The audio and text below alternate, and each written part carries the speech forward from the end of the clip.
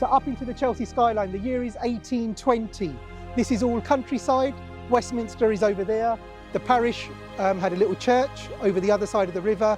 Their congregation started to grow as the countryside starts to get developed, and they needed a bigger church. So what do? In 1820, it's probably the time of the Sikh Empire at its height, when Maharaja Ranjit Singh had just taken over Multan over in India, and it's really progressing, a nice stable empire. Arts are flourishing, and in London they decide to have a competition to design a new church.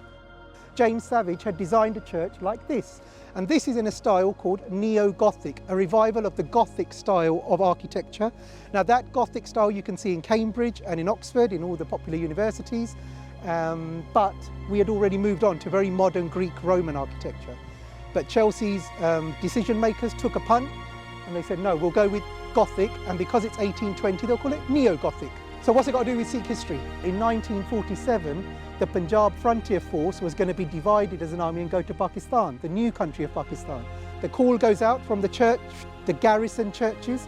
Let's say this is the border with Afghanistan. Every few points you have a battalion, 14 Sikh regiments, Punjab Frontier Force 1, Sikh 1, 2, 3, up to 12. So they put an SOS call out to London, and Chelsea came to the call. They said, okay, we'll take it. And we're going to step inside, and you're going to see the Punjab Frontier Force Memorial Chapel on the right-hand side. St. Luke's Church houses a remarkable monument in memory of the Punjab Frontier Force, the Pipha Chapel. This chapel commemorates one of the great fighting units of the Indian Army, with a repository of memorabilia of the Pifas, who carved out an epic reputation on the North-West Frontier of Punjab during the Second Afghan War in 1878 to 1880.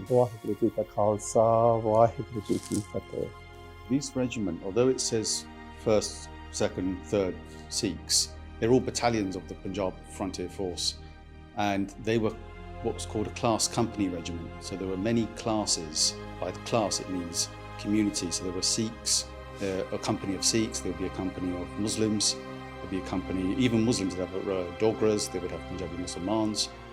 The history of the Pifas commences with the formation of the Punjab Irregular Force, which was formed to protect the province after the Second Anglo-Sikh War.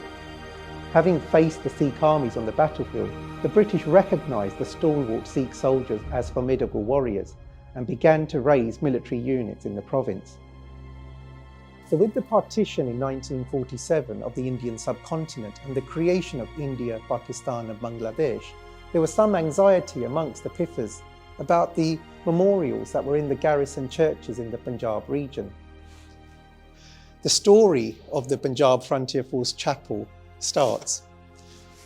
Now, approaches were made to house the memorials, the brass plaques and all of the garrison church memorabilia, but there was kind of disappointing responses because everyone was so busy with partition. And it was this church, St. Luke's Church, which came and answered the call, and it tells you the whole story here, that when in 1947 India attained independence and the sovereign states of India and Pakistan came into being, all British troops stationed in those two countries were withdrawn. And here we tell the whole story of the Punjab Frontier Force senior officers and their request to have a church, preferably in London. A large number of memorials were collected and sent to England. So by 1865, the military units were organised into different regiments, specialised units of all arms, mountain, artillery, cavalry, infantry and the Corps of Guides.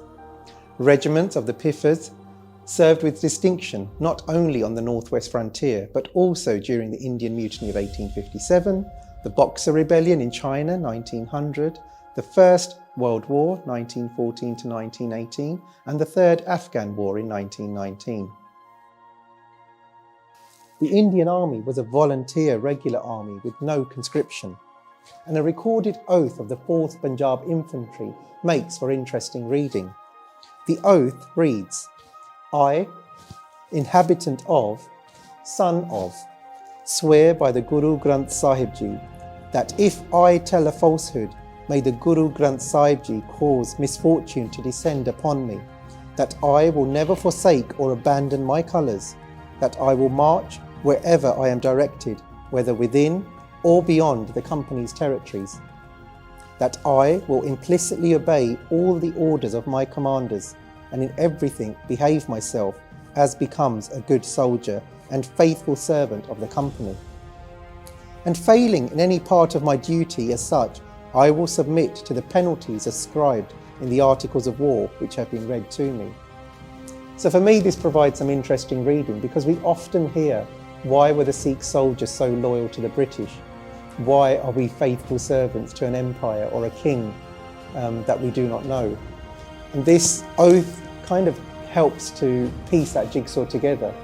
The oath is to the Guru Granth Sahib Ji. The oath is not to king or queen of another country, and that's for the other regiments maybe, but for the Sikh regiments, and in particular this 4th Punjab Infantry Regiment, which is recorded, the officers of the East India Company swapped out king and country for the Guru Granth Sahib Ji, and therefore those soldiers had a loyalty to their Guru, which they were being utilised for the benefits of the East India Company.